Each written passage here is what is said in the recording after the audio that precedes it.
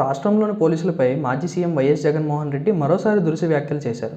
YCP ప్రభుత్వం అధికారంలోకి వచ్చిన వెంటనే పోలీసులను, నాయకులను బట్టలుడదీసి నిలబెడతామని హెచ్చరించారు.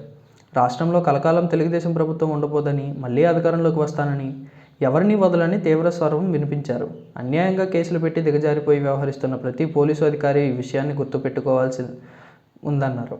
విజయవాడ జిల్లా జైలులో ఉన్న గన్నవరం మాజీ ఎమ్మెల్యే వల్లభనేని వంశీని మంగళవారం కలిసి బయటకు వచ్చిన తర్వాత మీడియాతో మాట్లాడుతూ పై వ్యాఖ్యలు చేశారు.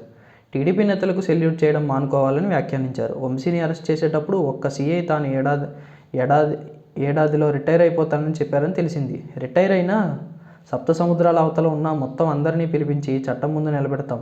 ఇప్పుడు బాధితులుగా ఉన్న వారికి అప్పుడు న్యాయం చేస్తాం.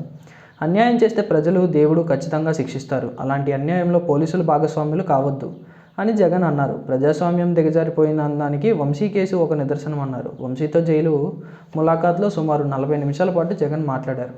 వంశీని 10 రోజులకు కస్టడీ ఇవ్వాలని పోలీసులు దాఖలు చేసిన పిటిషన్, తనకు బెయిల్ ఇవ్వాలని వంశీ చేసిన పిటిషన్లపై విచారణ విజయవాడ ఎస్సీ/ఎస్టీ కోర్టు బుధవారానికి వాయిదా వేసింది.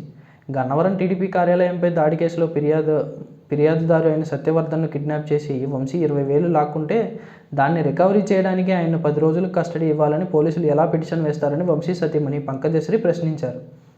జైలు ముందు ఆమె మీడియాతో మంగళవారం మాట్లాడారు. నెల్లూరు జైలుకు 3 నిందితులు. గన్నవరం టీడీపీ కార్యాలయంపై దాడి కేసులో లొంగిపోయిన 3 నిందితులను మంగళవారం విజయవాడ 3వ ఏసీఎంఎం కోర్టులో హాజరుపరిచారు.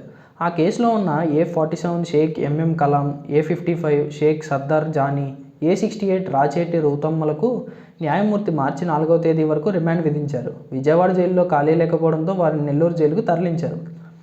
చంద్రబాబు, లోకేష్ కంటే వల్లభనేని వంశీ, కొడాలి నాని గ్లామర్గా ఉండడం వల్లే వారిని టార్గెట్ చేశారని జగన్ అన్నారు. చంద్రబాబు సామాజిక వర్గం నుంచి నేతలుగా వారిద్దరూ ఎదుగుతుండడంతో కడుపు మండుతోందన్నారు. త్వరలో ఏదో ఒక రోజున దేవినేని అవినాష్ కూడా వారికి టార్గెట్ అవుతాడన్నారు. కాగా జైలులోని వంశీ కలవడానికి జగన్ వెంట వంశీ సతీమణి పంకజశ్రీ, వైసీపీ నేతలు సింహాద్రి రమేష్, కొడాలి నాని, పేర్ని నాని, నందిగం సురేష్ ఉన్నారు. ములాఖాత్కు వీరందరి పేర్లు జైలు అధికారులకు వైసీపీ నేతలు ఇచ్చారు. జాబితాను పరిశీలించిన జైలు అధికారులు జగన్, పంకజశ్రీ, సింహాద్రి రమేష్కు మాత్రమే అనుమతించారు. కాగా వైసీపీ అధికారంలోకి ఉన్నప్పుడు కీలక పదవులు అనుభవించిన మాజీ మంత్రులు వెల్లంపల్లి శ్రీనివాసరావు, జోగి రమేష్ జగన్ వెంట కనిపించకపోవడం చర్చనీయాంశంగా మారింది.